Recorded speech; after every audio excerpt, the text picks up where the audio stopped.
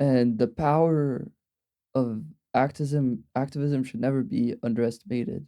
Mm-hmm. And people like if people aren't gonna fight for something to make a change, probably no change is gonna happen. Well, that's guaranteed, right? Right. That's almost guaranteed. Yeah. That's the only thing that's guaranteed. If we do nothing, we won't win, right? If we do something, we might win. Right. Yeah. And for me, that's reasonable. Yeah. That's reasonable. Others have put it other ways. I mean, someone, has given me this example of,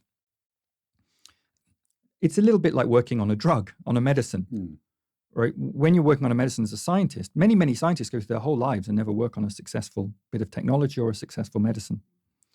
But still, they know that they are part of a community that is developing these medicines. And the fact that they have failed is necessary as part of that process for others to succeed. And I think maybe we should think of activism in the same way, right? Even if you've never been part of a successful campaign, that would be sad for you.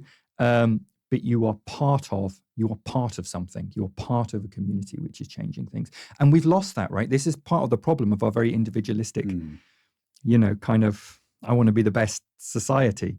That we don't think in terms of community anymore. And I think it would help us, mentally, I think it would help us to think in terms of community and to think, I'm making my contribution. And if I'm never part of something which succeeds, well, at least I know I'm part of a community that will succeed.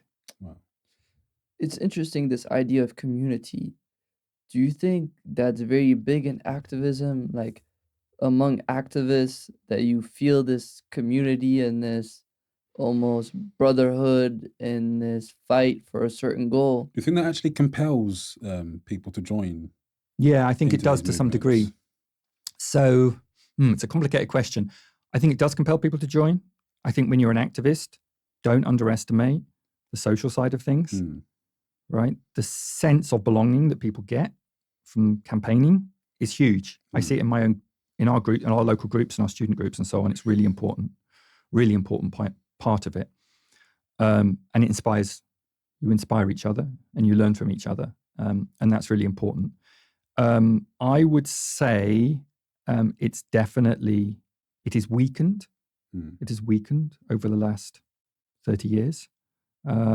This sense that I'm part of something bigger as society has become more market-driven, more individualistic. I'm not sure social media helps, but then again, I have seen aspects of social media which does make people feel part of something bigger. So, we have to use the tools that we've got at our disposal and make the best of them.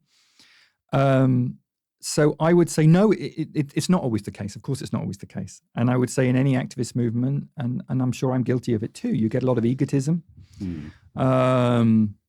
We just have to try and be mindful, I think, of the fact that it's not really how it should be, and we should be part of this community, and just do whatever we can to. Like, I'm really bothered about space, right? When I was first a campaigner in London, there was an awful lot of places still squatted. There were squatted social centres, and it doesn't really exist anymore, right? In any kind of major way. I mean, it's a criminal offence now, so it's very difficult. That was important because that, again, it made you feel part of something bigger. And there may have been a whole bunch of people who lived in this squat who never did anything else apart from run this squat. Yeah. Right? But they were providing us with a meeting space. They were providing us with a communal centre, and that was important. And so this idea that we all play different roles, and that's fine, that's good, and we don't agree with each other on all sorts of things, but we're on each other's side, was important. Now, I don't know the extent to which that, I mean, you'll have to tell me, right? Because I'm not in those spaces anymore. I don't know how much that exists anymore, but I hope it is still there to some degree, and I think we need to do everything we can to kindle it. You mentioned this egotism that can be found in activism. Can you expand on that? Like, what do you think is there? I think there is a kind of let me be honest. If you're on social media today, for example, you have there's a tremendous emphasis on your own sense of identity and who you are, and how you're portraying yourself to the world that I never had. It just didn't exist. And I think along with that, I think it is very difficult if that's what you're living day in, day out. I mean, I'm also on social media, right? So I also find it very difficult now to disentangle yourself from that. I mean, it used to be the case for radical groups on student campuses and whatever, that you wouldn't even put your name on things, right? You put stuff out as collectives. And there was a value to that. And I've kind of seen that, I suppose, eroded into, well, I really want to claim credit for this, or I want to, and, you know, it's not to romanticize the fact that in the past there weren't like unpleasant arguments and egos. Of course there were. But again, I think the society we're living in almost, it encourages it. It encourages it, right? Because we're all thinking about our own identity. So perhaps it's not strictly related to activism. It's just this is widespread across society. People have this issue with it's their like identity. virtuous signaling that we see a lot. And you also, I think we're always aware that, especially if I have this position on this issue, I'm going to get likes, I'm going to get support, I'm going to be portrayed in a certain way.